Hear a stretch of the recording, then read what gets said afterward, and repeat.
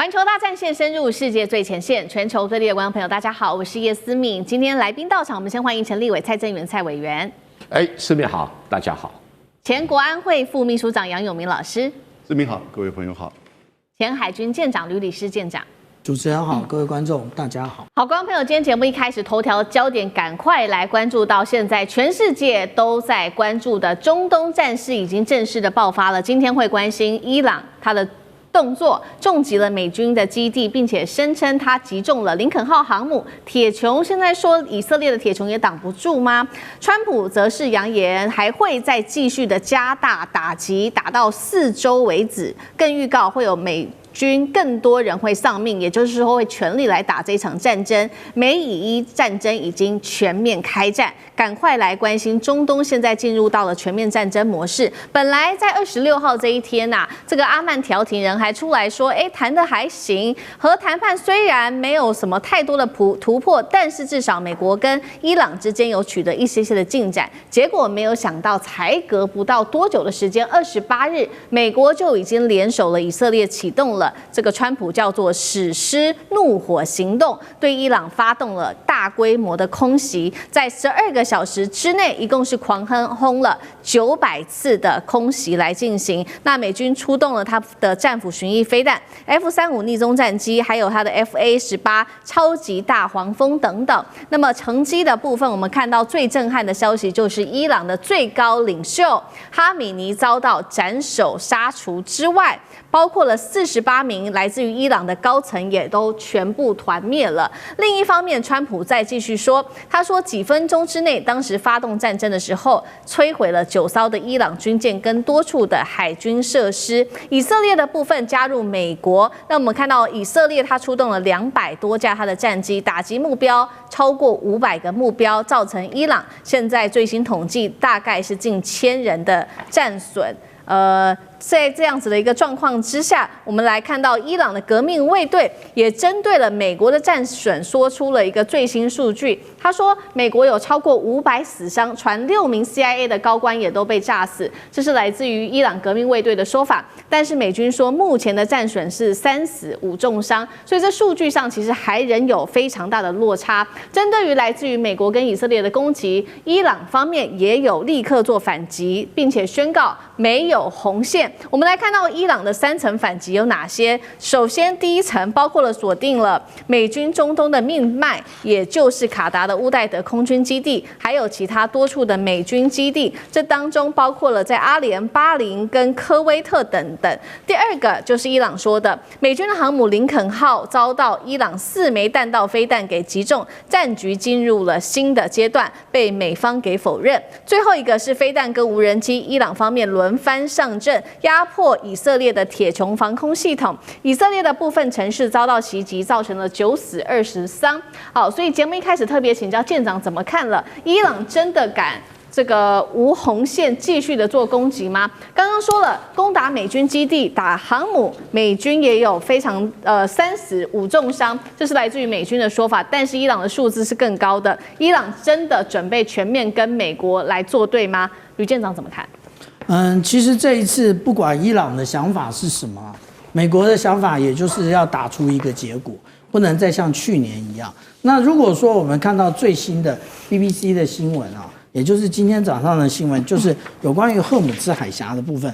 有关于荷姆兹海峡，其实现在已经发生船只遭受到攻击的一个事件，然后因为这个事件，所以我们看到这一个油价它一个飙升。那但是到底是被什么样的飞弹打到了，其实目前不知道，因为也没有提出相关的一个攻击的内容。但是我们如果从这一张画面来看的话，其实它的攻击点非常的高但是也不是高就不是反舰飞弹那我们日后看看共和卫队它是怎么样说明这件事情的。那我们现在看到这张图呢，其实是今天下午1点07分的时候截出来的。那也就是我们看到 AIS 的相关的内容的话，我们就看到荷姆兹海峡在这个位置，其实几乎等于没有船只通过。那如果有特定的船只通过，应该就是跟伊朗以及他的一个国防军或者是他的共和卫队已经打过招呼了。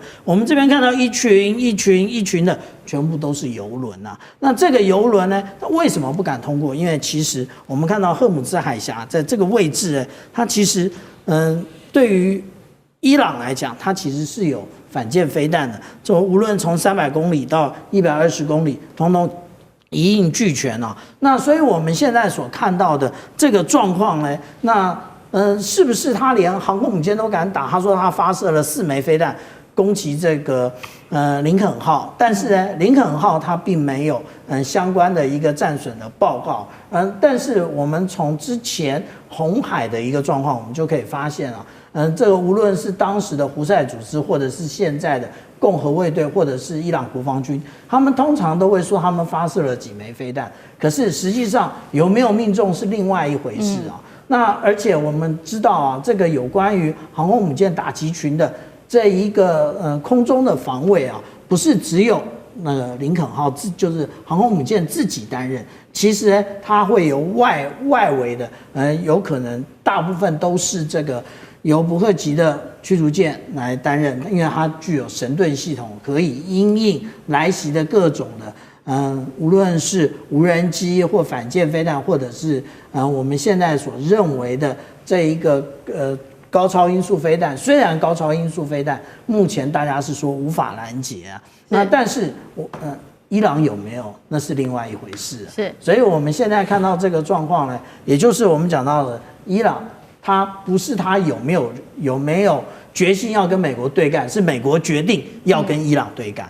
好，那另外一方面，我们也持续请教委员又怎么看？因为伊朗说他有打击到这个林肯号，美军现在出面否认，那到底有没有可能？另外就是川普持续喊话，他说他会再打伊朗打4周，而且他还说会有更多的美军丧生，他是强人反击，还是一个选战前的豪赌？那川普说出动了 B2，还有这个沉寂的9艘军舰的说法，可信度委员又怎么看？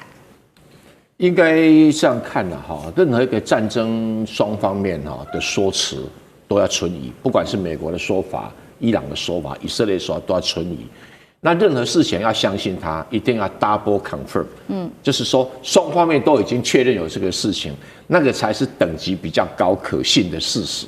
那如果只有一方面讲，另外一方面不讲，那你可以讲说，大概有可能性有60%以上是事实。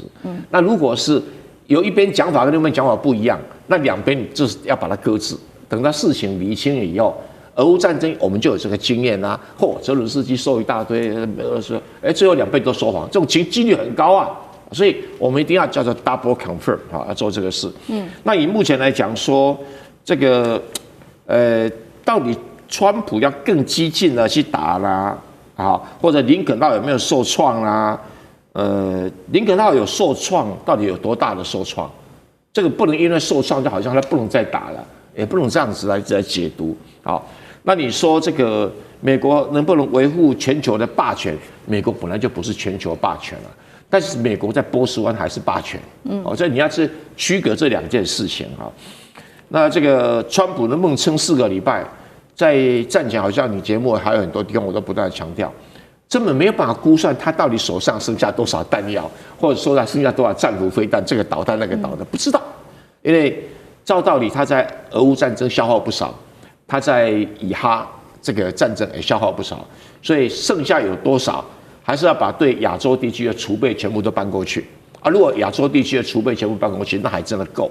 可是搬过去的话，那如果中国大陆突然之间来那一下的话，那你美军不是说很凄惨哦？是，所以不晓得他怎么去考虑这个问题。我认为不至于全部搬过去，但是搬多少不知道。那这个至于 B2 有没有出动，有人说有，有人说没有，但是新闻上讲的，而不是这个正式官方版本。那所谓集成9艘军舰，那是美国讲的，伊朗这边也没有确认，所以我们可以让这个消息再等一点。但不管如何，我们在评估一个战争的时候，我们是用战损的角度来看这个问题。战损角度是什么？比如说打掉哈梅尼是10分，然后这个杜拜的帆船翻掉被打掉，大概就是1分。换句话说，军用设施跟人员它的价值比军民两用还要高，然后军民两用比纯粹的民间的还要来得高。那我们这样的评估起来的话，就像那个拳击一样啊，我打到哪里几分，打到哪里几分啊，这个统计结果谁赢？到第一回合打完了以后，确定是美国伊朗赢哦，这不用去否认它哈。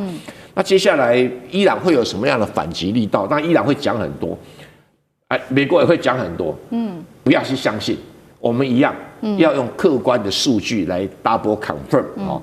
那因为整个伊朗的高端阶层被端掉了嘛，这符合美国的战略，因为美国的战略讲废核，基本上只是他提高他打伊朗的正当性而已，他真正的目的是要消除教士政权，把伊朗政权移交到民选政府手上去，或把革命卫队的权力移交到国防军手上去，他基本上采取这个策略。所以呢，伊朗里面有根深蒂固的经济矛盾跟民族矛盾。国防军、民选政府基本上都是波斯人，教士集团跟这个革命卫队基本上都是阿塞拜疆人，也就是他们是满清另外大多是汉人哦，新军都是汉人嘛，然后八旗都是满人，大概这种情形。那美国就想要趁这中间而入，我只要把你教士集团铲除，革命卫队弱化，那国防军就有起来的机会。他基本上是玩这个游戏。好，所以美国已经达成他所希望达成的目的之一。那其实现在呢，不管是美国或伊朗，可以看到双方都互不相让，也都说没有红线，会继续的打下去。这一场战争会不会从目前的空战变成地面战，甚至演变成一场区域战争？杨老师又怎么看？我觉得应该不至于，但是并不能排除它有发生军事战争扩大的可能性。这取决于什么？这取决于不只是你弹药的这个库藏是多少，也取决于最重要是政治的发展跟变化，尤其是伊朗现在内部。那美国川普为什么要打伊朗？他的说法是：第一个，伊朗的核武绝对不能容忍；第二个，伊朗是支持恐怖主义的国家恐怖主义者。这连国际媒体都不买这两个理由，那他在联合国安理会都这么讲。但是我觉得真正它的原因，一方面是在伊朗的一连串的暴动跟抗议之后呢，其实伊朗已经非常的脆弱，统治阶层很脆弱，哈梅尼也86岁，然后呢，以色列跟美国的情报看到了机会，趁你病要你命。那当然，如果把这个神权政府的高层能够干掉，一定会有比如说理性务实的接班者，或者是改革派是不是能够取代？后面的变化很难讲。但是呢，他们在过去长久以来对伊朗的渗透，那伊朗已经像个筛子一样，所以你才会看到这么精准。就军事而言，这是个精准的斩首行动。但我觉得还有另外一个最重要的因素，川普跟内塔尼亚胡都有内部政治上的需求。你想想看，美国现在最高法院判这个关税无效，然后呢，淫魔案，川普的介入越来越多。ICE 现在在美国，这个是过街老鼠。年底的选举，美国的启动选举，所以川普需要一场军事胜利，尤其是过去46年来作为美国最重要的中东地区的挑战者威胁。如果能够把这个最高领袖哈梅尼一举干掉、斩首成功，他不是一天到晚就在这边很骄傲的吗？你接下来看，你川普一天到晚会讲这个事情，他的支持者会以这个为主要的一个外交胜利。内塔尼亚胡也一样，内塔尼亚胡政权现在几乎要下台了，现在都不用了。所以他有就是说，可能针对伊朗的情势的观察所采取的决定。那现在伊朗，你看到过去超过一整天的这个回应打了8个波斯湾国家美国有基地的这些国家，加上以色列，那尤其是集中在以色列跟波斯湾周围的这些国家，那造成是有一些战损，但除了那个雷达系统之外，其他其实还好。伊朗说是打死了200名美军，但美国人说只有死3名，会不会再持续？因为第一天前面24小时，这是一种情绪上的回应，因为你打死我的最高这个领袖嘛而且不要忘记，我觉得《纽约时报》很多西方媒体都很刻意虚假的遮盖这个另外一件事实，它也造成148个中小学生的死亡。然后呢，这个东西看在伊朗里面这个第一个24小时，甚至接下来1、2天，我觉得还是会有一个很高的情绪会出来。那甚至会有一些孤狼式的那种恐怖攻击会出来。看到在德州已经出现了，你看到巴基斯坦跟伊拉克，他们要去攻占美国在那边的领事馆跟这个大使馆。可是它会不会再提升，就取决于我觉得就是看伊朗内部的这个就是政治的变化，它会走向一个集体领导，还是说多久新的最高这个元首会不会选出来，还是说内部会走向一个动荡、神权政府的瓦解？目前都不是很清楚。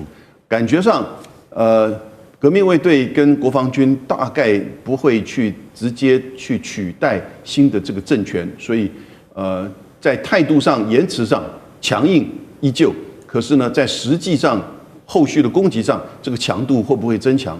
我觉得还有待观察。好，谢谢杨老师。那我们休息一下，马上回来。地缘政治、内中之争、战略价值、强权崛起、小国生存，现在与未来洞悉事件走向，掌握世界脉动，全球观点尽在环球大战线。我们持续讨论美以现在突袭轰炸伊朗的原因为何？是否也在要颠覆政权，对中俄来做施压呢？我们来看到美国的接连的动作，打了美国之后又打伊朗，是不是也在为接下来的川习会铺路呢？川习会会不会出现什么样的变数？今天这一集我们会持续的一起来关心。好，再看到的是美以联手打了伊朗之后，引爆全球动荡。现在包括中俄也已经出面来表态喊话了。我们先来看到中国外长王毅怎么说。他说呢，美国和以色列在这个伊美的谈判进程当中，那么对伊朗发动袭击不可以接受。那么公然的击杀了主权国家领导人，是鼓动政权更迭，更不可以接受。中方反对，并且予以谴责。俄罗斯的外长也出面喊话，他说美国跟以色列对伊朗进行军事的打击，已经严重破坏整体中东局势稳定了。俄罗斯跟中国的立场是一模一样的，俄罗斯希望跟中国一起加强协调与沟通，呼吁立即停止战事，回归外交谈判的进度当中。中俄现在等于说直接两方都已经站出来力挺伊朗到底了，主要原因就是他们在不管是经济上或者是军事上，跟伊朗都有长期的合作，也被视为是重要的盟友。这一次伊朗遭到攻击，同时也当然会打乱中国大陆跟俄罗斯在中东原本的布局。但是我们也来稍微回顾一下，川普在今年他的动作非常的多，打击的对象从先前的委内瑞拉到现在的伊朗，怎么都跟中俄有关系？会不会他剑指的就是中俄，而特别是不是剑指中国大陆？杨老师有怎么解读？我就引一位大家都知道的，就是美国的学者葛莱仪，他在 X 上面发表一篇，他说北京对台自有其自身的时间表跟战略，不会受到伊朗、委内瑞拉或乌克兰的强烈影响。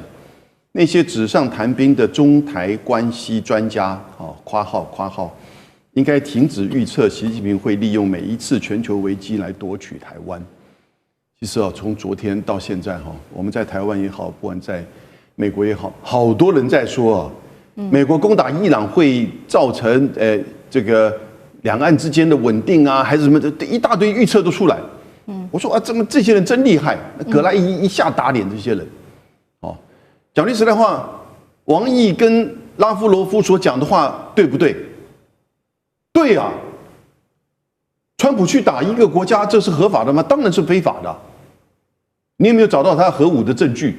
没有啊，连那个洗衣粉都没有啊！你不是在谈，人家都愿意去跟你谈。你要打，其实我们刚刚讲了，我觉得他就是为他的这个需要，以及为他的胜利上，以及他看到哈梅尼可以大概一次把他给斩首干掉。那可是这种东西，就基本上像是一种已经没有任何秩序标准的新君主这种霸权作为。到了21世纪，你看到川普他的一切是一种裙带资本主义加上新君主主义，就随他的喜欢。那一定有大国要出来讲话，连英国这次都只是同意美国用他的基地，但是英国都没有说我支持这个作为，但是他强调他不参与。欧洲国家都说这会造成严重的影响。只有一个国家第一时间跳出来支持川普，高市早苗，那是因为他们需要川普这个支持来对抗中国。可是，在今天的国际秩序其实已经没有什么秩序可言，强国的随意的作为真的是随他喜欢。那但是这个时候有大国出来讲话，我们就把它去做等号，说你看这个都是跟中国、俄国关系密切，某种程度也许是。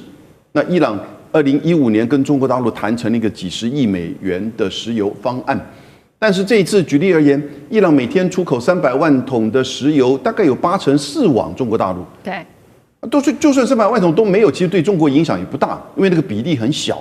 那它也可以立即的从俄罗斯跟别的地方取得这个替换，而不像是我们台湾其实从尼米兹从中东来的占我们的原油进口大概是60%，占天然气大概是2%，所以对日本、韩国、台湾影响比较大。因此这个时候你来说，这到底跟谁关系密切，可能都忘记跟我们台湾关系最密切。所以这个时候，很多这种所谓纸上谈兵的一些战略专家会告诉你，从他的政治的立场或者是意识形态，那美国也是一样，同样会有这样一个说法。可是我们已经回到了一种现实主义的丛林法则了。那这个时候，你不需要从所谓的过去的那种思维、意识形态来去看待。我觉得中俄在这一次的立场上，当然是觉得美国是跨越界限，可是呢，他也知道。这个是现在新的国际丛林法则。那他所说的，也许我们认为是没错，但是又能够影响现实如何呢？好，所以我们看到，在这个美国跟以色列对伊朗进行攻击之后，中俄就立刻发出了声明来做谴责。但是我们也要关心说，这个时间点因为比较敏感，因为紧接着3月份就是川习会，3月份的时候，川普就会去访问中国大陆，到时候会讨论中美的贸易关系，还有关税跟台湾议题。那现在也有一个说法是说，为什么川普要在这个川习会之前先去抓了美国的马杜罗总统，然后又斩首哈米尼，是不是要跟这个川习会里面为自己增加筹码，又或是要埋下更多的变数？那委员又怎么解读川普的动作？我倒是不认为川普因为打了伊朗以后，他到中国大陆就比较有本钱对习近平讲话。我不认为这样讲。是为什么？因为虽然王毅讲说应该以谴责，然后这个拉夫罗夫说：“哎呀，你应该谈判。”这是外交官讲的话。哎，你只能什么？你只能谴责。你只能谈判。刚才有文兄讲对了哈，从 O to B， 对与不对是绝对是美国不对，以色列不对，但是只要战争一发动，就没有对错是非，只有输跟赢。我们必须要面对这样的一个客观的现实。历史上就是这样子啊，很多讲了一大堆道理，都开战以后，最后赢的人解释。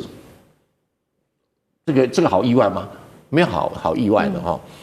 所以对于川普，他当然有他内政上的需要、个人的一些想法，但是他的战略目标很清楚，就是他举出来的牌面上说，要你废核，要你废导弹啊，要你废弃代理人，然后更重要，要你废弃教师政权。他4个目标啊，很清楚啊。而这个4个目标也是他打这一次真正的战略上的需求。所以他抓马杜罗就是在他公布说，大西洋就是整个中南美洲就是我的势力范围，你谁都不敢跟我这样。就马杜罗抓了以后有没有效果？立竿见影，有，我们必须承认这一点。巴西总统鲁拉还敢讲什么吗？没有。哥伦比亚总统还敢讲什么吗？没有。连那个尼加拉瓜的总统奥特加，川普下令叫他释放所有的政治犯，他乖乖释放了，连话都不敢吭一声。然后尼加拉瓜、洪都拉斯人家瓜选举，说你如果给我选出一个反美，我就揍你一顿。那些选民乖乖投一个中间偏右的选民出来，这个就是立竿见影，你不能当作没看到它的效果。在国际政治上，武力还是很有用的。那你今天打了伊朗了以后，以色列在那边就当美国最大的军事基地啦，它可以牵制中东所有的国家。很多人讲以色列说啊，以色列把美国牵着走，错的。跟美国利用以色列作为它中东最重要的军事基地，其实以色列整个就是美国的军事基地，在战略上来讲，牵制附近所有的国家。所以对于这个美国，因为打了伊朗以后，就强化了它作为以色列作为军事基地在中东的影响力，它等于就可以对所有的石油输出国家，这个说一不二啦。因为你想想看哈，中国从波斯湾进口的石油占中国进口石油多少？50%。然后伊朗的占多少？伊朗占中国进口石油的13%。你才记住这两个数字是代表什么含义？代表说我跟中国谈的时候，我多了一项筹码，就是石油。对，那中国这个50%来自波斯湾进口的石油，容不容易被取代？应该很容易被取代，因为它有个俄罗斯啊，所以中俄两国啊，如果绑得更紧密，那对中国来讲，俄罗斯的石油产量够中国相当大概70%以上可以补足，没有问题。只是现在运输的路线上啊，因为没有做好，只有天然气管线做好，石油管线还没有做好，或石油运输系统还没做好。那所以你说要威胁中国，这个也谈不上，这不是中国不能解决的问题啊。那你有人讲说，哎呀，中国就不会让他去北京访问，也不会。为什么？因为北京也有很多要从华盛顿要到的东西，所以互有需求。那你说伊朗对中国，中国只是因为面子上比较少啦，伊朗也谈不上中国的盟友啦。那你这个一个朋友被打，你帮他讲2句话也 OK 啦。你说真的为他卖命，那不可能的事情啦。中国有自己的利益啦。好，那我们也看到，那这一场战争在爆发之后，我们也看到现在中东可以说是乱成一锅粥。但是伊朗呢，它持续的加强打击。刚刚我们提到了嘛，伊朗除了打击美军的基地之外，还有以色列之外，它现在也在扩散，是无差别的做攻击。我们要统整到了几个大家比较惊讶的地区，包括现在是连杜拜都不安全了，非常多的航班也受到影响。还有呢，卡达的首都杜哈、阿曼的香港、杜洛姆都遭到伊朗的攻击。其他像是呢，在杜拜的国际机场、帆船、饭店都传出有爆炸跟火光哦。那民众受伤，中东一夜之间都变成战场。在这个时候，包括了英法德3国都联合谴责伊朗，说必要时候会采取防御的行动。怎么看这种无差别攻击到周围的国家？吕舰长。其实它不是无差别攻击，它是攻击这些周边国家的军事基地。那就是美国的军事基地。我们从这张图啊就可以看得非常清楚，这个每一个点都是美国的军事基地，然后伊朗就是这样不断的攻击，因为它现在美国的想法就是要让伊朗未来爬不起来。伊朗就是想要把美国的势力从中东赶出去，不过这2个愿望是不是能达成，我们就看着那个现在，川普他说他要打四个礼拜，那4个礼拜他的弹药够不够？然后另外4个礼拜那就已经到了他要去出访中国大陆的时候了。那这个也就是他的轻与重，那以及伊朗对于这个现势的判断的影响。但是呢，这里面有几个重要的部分也就是卡达国防部他现在已经告诉了半岛电视台，这是半岛电视台的一个那个新闻画面，然后这一个翻译是 Google 直接把阿拉伯文翻过来的，也就是伊朗的飞弹袭击了卡达北部的一个远程预警基地，也就是这一个那我们称之为扑噜爪的这一个长程预警雷达。所以如果是伊朗第一时间选择攻击，而且看来也攻击成功了的话，我们台湾就要想一想我们的乐山雷达到时候如果遇到这一个台海冲突的时候，也是第一波被攻击的一个对象。那其实现在的这么多的问题也就是伊朗它本身进行这一个威慑失败的部分。为什么这么说？现在美国除了有关于浓缩铀要伊朗交出来，而且要停止研发，而且连飞弹都一起合并在内，因为它不断的透过这飞弹去威胁这个以色列。那我们看到之前他公布了，这个是2023年的时候，他公布了霍拉姆沙赫尔这个飞弹可以打2000公里。这个为什么2000公里？因为就是对准了以色列而来。那另外它有没有高超音速飞弹？那它有没有打过我们不知道。可是如果按照最近出现在这一个伊朗的世界的一个照片的话，它好像发射了，因为我们可以看到那个照片，但是它之前实际上公布了这个高超音速飞弹的一些模型，那这也就是我们讲说它进行这样的威慑啊，那实际上反而引来了反效果。那会不会登陆？有关于登陆的作战呢？我们可以看到这一次啊，有关于各种舰艇的派遣，我们就可以发现，其实这一次的状况并没有派遣任何的两栖舰艇前往。那这个也就是指明了，川普其实他只想透过这个空中的一个攻击，然后逼着伊朗投降。那另外呢，我们还要继续观察一个部分。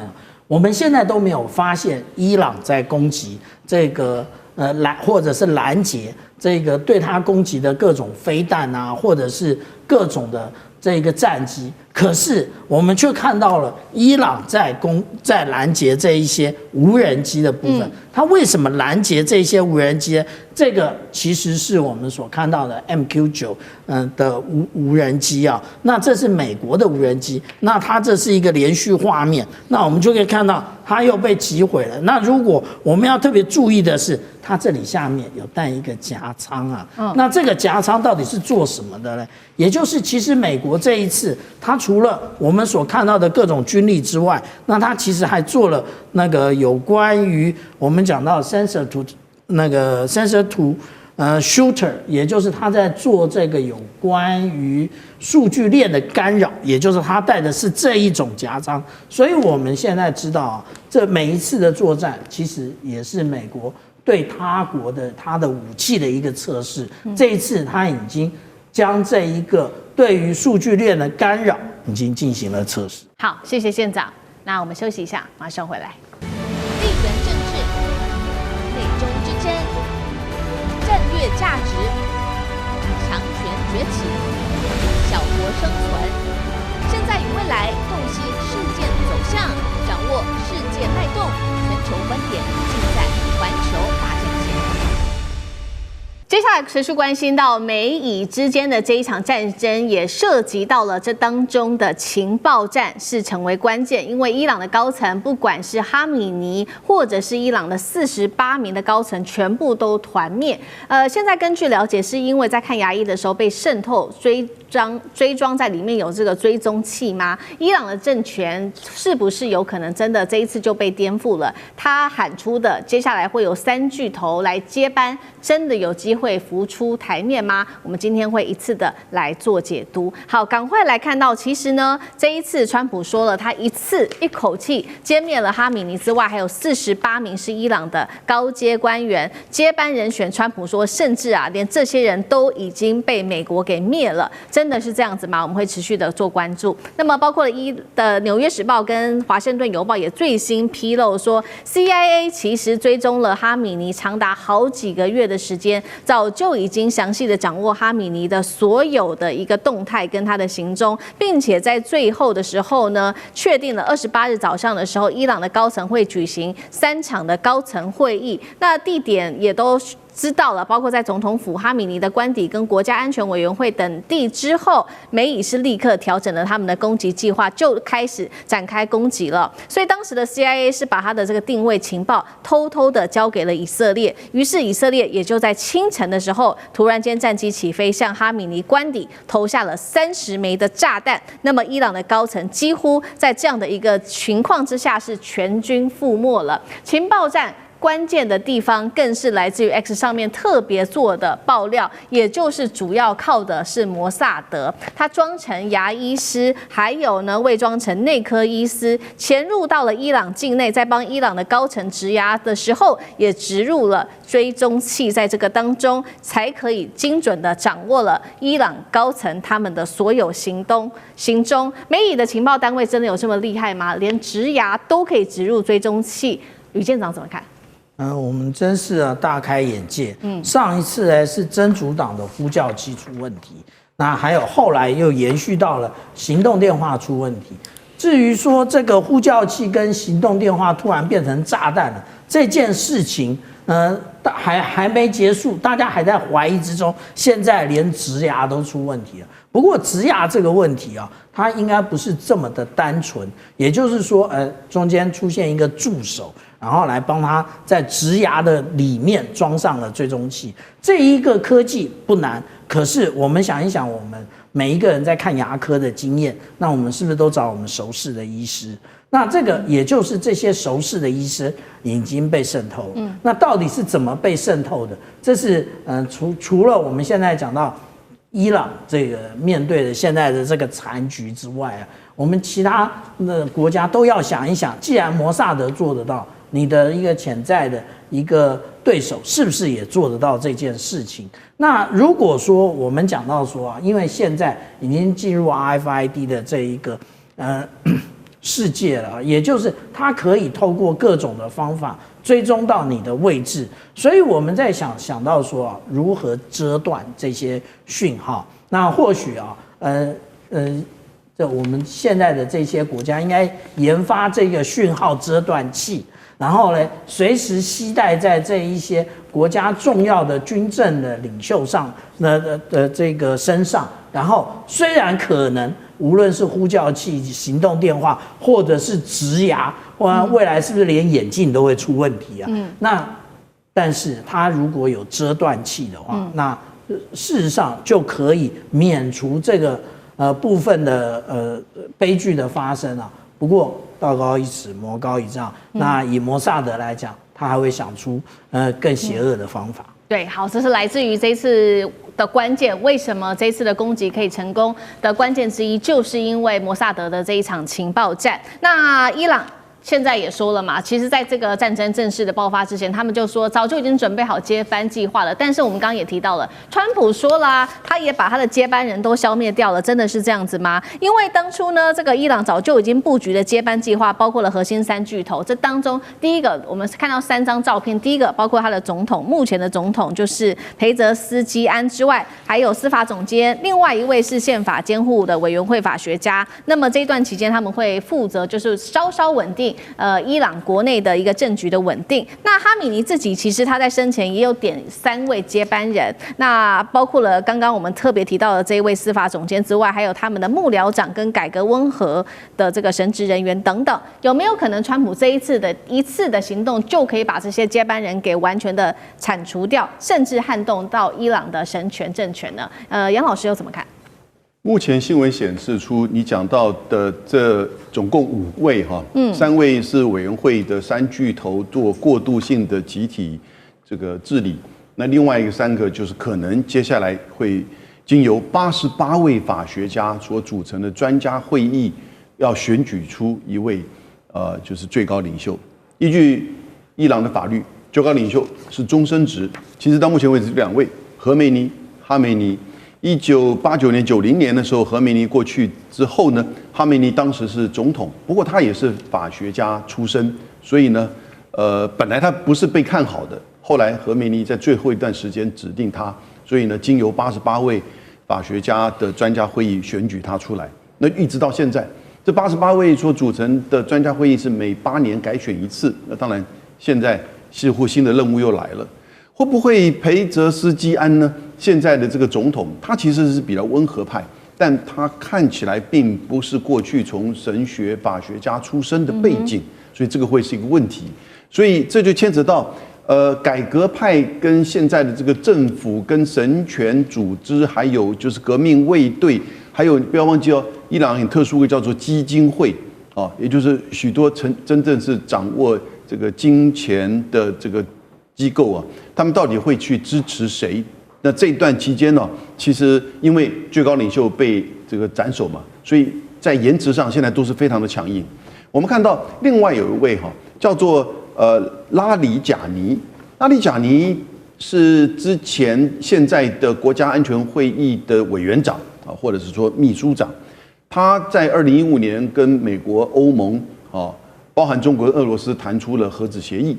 他也是过去担任过伊朗的议长12年，然后也是这一次在跟美国在进行谈判的人，在差不多12个小时之前，西方的媒体《华尔街日报》说啊，他说愿意跟美国再继续恢复谈判，结果差不多在就是1个小时早上起来，然后呢，他又在社交媒体上面说拒绝谈判。所以显现出什么意思？也就是说务实派哦，然后呢理性的这个希望面对把这个情势稳定下来的声音，那在这个所谓的政权交替或者是政权斗争的过程当中呢，其实被压下来，他的声音被压下来。因此，我觉得似乎在这段时间啊，谁的声音更加的激进强硬，似乎最后有可能取得成为最高领袖。但这样一个最高领袖诞生，对伊朗是好的吗？我们就不知道了，因为也许他选上了位置的时候，你知道吗？换了位置就换了脑袋嘛，哈，大家就了解到伊朗其实现在哪有什么真正的军事实力去跟美国对抗啊？不管你美国再怎么样的错，所以呢，也许最高领袖选出来之后的这段期间啊，但到选出来之前的这段期间，伊朗的这个情势的动荡大概还是会持续的。好，一方面这个伊朗的接班人是谁，接下来还会再持续的经过选举。那一方面，川普接下来要怎么样去控制住这个伊朗这么混乱的一个局面？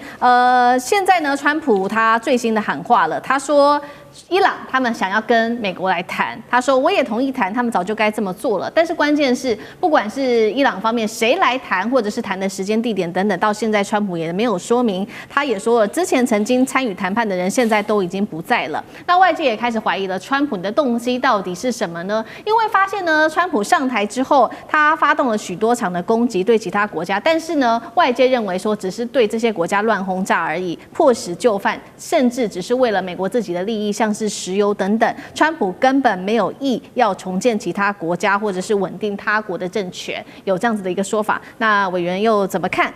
真的伊朗能够出现更好的政权吗？川普在想什么？中东地区不会产生什么大动乱，大家不用担心哈。石油价格在开战的时候从72块一下子涨到81块，现在又跌回来74块。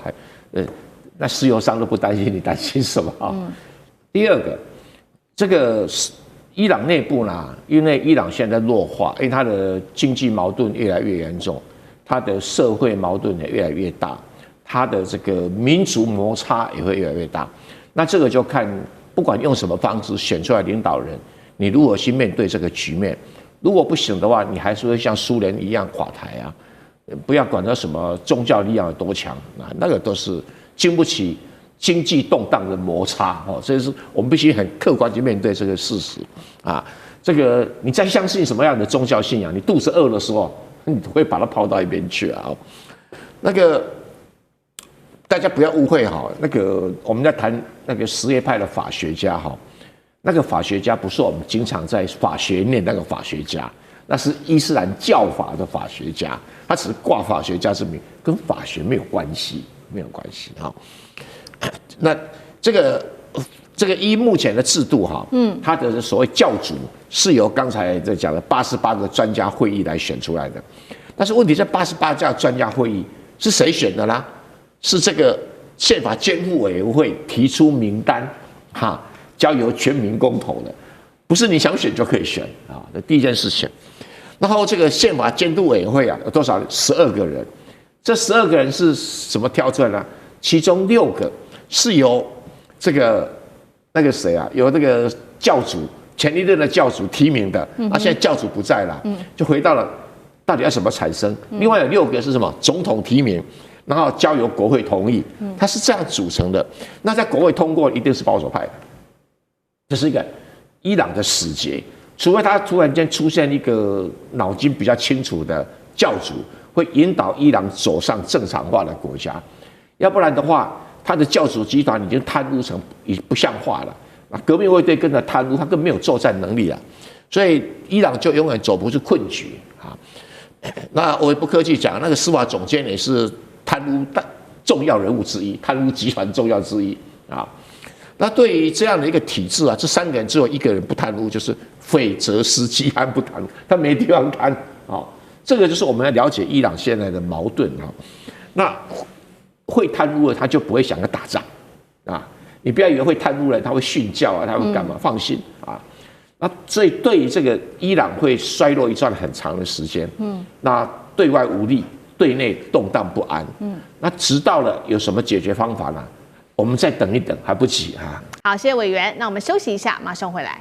地缘政治、美中之争、战略价值、强权崛起、小国生存，现在与未来洞悉事件走向，掌握世界脉动，全球观点尽在环球大战线。川普打完了伊朗，又这一次盯上了古巴。接下来我们要来关心到的是，他对古巴说的接下来要友善接管，这当中暗示的是什么意思呢？美国现在在拉美后院要炸了。我们赶快来看到是美国总统川普在对伊朗发动攻击的同一天，他又同一天又下定放话了。我们看到他说什么？下一个对象难道是古巴要做攻击吗？2月27号这一天，川普下令攻击伊朗的时候，也对外表示了。国务卿卢比欧正在跟古巴的领导人进行非常高层级的一个讨论。古巴政府现在他说呢，没有钱，几乎什么都没有，但他们正在跟我们谈话，也许我们会有效友善的接管古巴。这句话是什么意思？委员怎么看？宁可相信世上有鬼，不要相信川普那一张嘴。你看看他跟伊朗讲说，我们这一次谈判有进展，我们哪一天再谈判，中间就开打了。上次马杜罗不是也这样吗？电话刚通完，哎呀，这个大家好好谈一谈了，电话挂掉没2天，马杜罗被抓起来了。而且马杜罗如果不投降被抓的话，还马上隔壁他，这是川普自己下的命令啊。所以川普今天跟古巴讲说，我们要友善接管。他真的会友善吗？古巴人自己至少会想清楚一点哦。但是古巴当然会比伊朗更加的孤立啊，因为不管是中国也好，俄罗斯也好，远水救不了近火。而且古巴自从卡斯楚不在了以后，古巴的已经没有魅力的领导人，内部问题也是一大堆。那现在古巴又被封锁，然后又没有石油，因为它唯一的石油来源要么就来自墨西哥啊，要么就来自委内瑞拉，全部被切断了。所以对古巴来讲，现在老百姓是进入一个很艰难的一个处境，他们必须要选择放弃他们现在的政权，还是要选择接受一个亲美的政权。那对川普来讲，他是要的是一个亲美政权，他并不是美国自己要去管他，而建立一个亲美政权最好的对象是谁？就是卢比欧。卢比欧他是古巴反对派的人，逃到佛罗里达州的第二代、应该第二代、第三代啊。这些人在佛罗里达就一直想要恢复故土复兴古巴，但这种口号都一直要反攻古巴，一直有在这个一个理念上。那这是古巴的内部问题哈，他自己不能解决，别人不能没办法帮他解决。那现在川普对他全面上的限制，不排除如果有发生传染病，都会很容易产生大饥荒。所以放心，川普不会友善接管，他一定步步紧逼，鲸吞蚕食。所以古巴要先想清楚。好，那如果说美国要鲸吞蚕食，接下来美国会用什么样子的一个方式呢？会不会透过 CIA 来渗透进古巴呢？我们持续的看到川普他还说什么？他说呢，这个古巴委婉的说是一个失败的国家，他们想要我们的帮助。但是话是这么说，我们看到前2天这个美国跟古巴之间又是充满火药味的。来看到这一件事情，就是发生在2月25号这一天，古巴的海岸警卫队在外海跟一艘佛州注册的快艇交火。古巴的官员说呢，当时船上载有流亡美国的古巴人，他们想要潜入登陆古巴，还带着非常多的武器，包括1.3万发的子弹、13支的步枪、11把手枪，双方就这样子对峙，结果造成了4死6伤。大家在看说，这个会不会是1961年当时的朱罗湾事件的翻版？这群人是自发，还是 CIA 故意在这边策划，想要让古巴发起颜色革命？那舰长又怎么看？之前这个朱罗湾事件的话，其实当时美国所培养的这些人其实是成千上万的那他竟然还可以组成一个旅啊。那所以这一次我们看到这个应该不是朱罗湾事件的翻版，比较像是颜色革命。是，那这个颜色革命呢，它必须要有内部的动力。那现在我们所看到的，这个古巴哈瓦那本身啊，它连垃圾都没办法收了。那也就是说，因为这个国家像刚刚我们的郑源老师说的这么穷，然后再加上呢，它的披索不断的贬值，那它也没有可以支持这个国家的任何的能力啊。但是呢，他们现在就是一股气，那哪一股气呢？也就是他们的总统迪亚士卡内尔他讲的，说要保卫祖国，流血。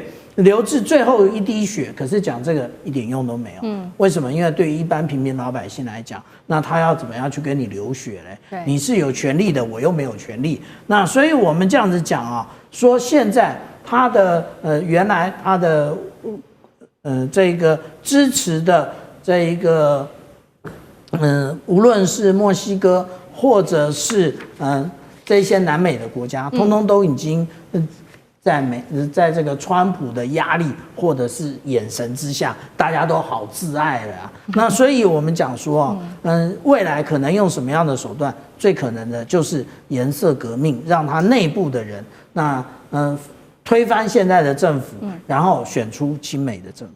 好，所以现在看起来，下一个目标可能是古巴之外，那南美洲国家现在大家也在看说，还有哪一个国家可能也是下一个川普要持续接管的国家？等一下，请杨老师来持续带我们看。那我们先来看几个现在被列出来，可能川普有兴趣接管的国家。先看到第一个，墨西哥，川普已经多次的指控墨西哥是毒品的生产转运中心，他也警告我们迟早要对墨西哥开始做点什么吧。第二个就是我们谈了很久的巴拿马，川普也说了，这个美国已经重新拿回这边运河的控制权。最后一个是哥伦比亚，因为川普他先前就痛批这个总统啊。当地的总统说呢，哥伦比亚病得很重，由一个病态的人统治，他喜欢制造可卡因并卖给美国，他不能一直这样下去。这几个国家哪一个会是川普接下来的目标？那杨老师又怎么看？川普接下来的目标应该是他自己啊，要救他自己的政治的这个生命啊，尤其是在年底的启动选举，基本上从关税到银魔案到 ICE， 对川普跟对 MAGA 而言，其实他现在的不支持率已经高达到60%以上。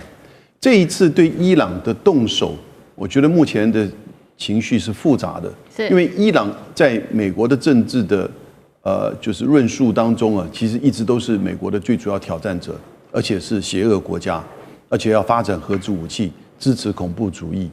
可是呢，当你在伊朗的问题越加的深入，尤其是在攻打了伊朗，然后造成哈梅尼的死亡之后，媒体越来越多的讯息会出来，所以会绝对的完全是支持伊朗川普这一边，然后使川普重新得到更高的支持度，这也不一定。那同时也取决于接下来后续的战争的发展。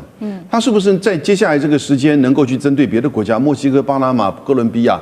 就我觉得他现在接下来能够把委内瑞拉给处理好，应该就不容易了吧？那还有古巴，但这两个国家跟之前跟这个就是伊朗不一样，伊朗是个筛子，它已经完全的渗透，自己内部的两个对立也非常的严重，世俗派跟神权政府。那委内瑞拉也某种程度也是如此，可是马杜罗既然已经被绑架走了，那委内瑞拉现在面临到的是，到底要面对川普要这个跪得多深啊？目前基本上已经头低下来，可是没有跪下去，所以川普会不会要委内瑞拉真的跪下来？但不会真的这个发动军事的这个，就是说占领啊，或者是地面上的攻击，会不会一波新的绑架行动啊？针对古巴，如果川普能够选择，他一定会想选择古巴，因为就再一次的解决掉几十年来美国最大的就是区域内的挑战者，那就是最不听话的古巴。如果他能够解决掉古巴，让古巴形成一个亲美政府的话，那这个大概是几十年来，美国也就200年历史嘛，几十年来的这个最伟大的外交成就的总统，他已经解决掉伊朗，进入了古巴，但是古巴那么容易的啃下去吗？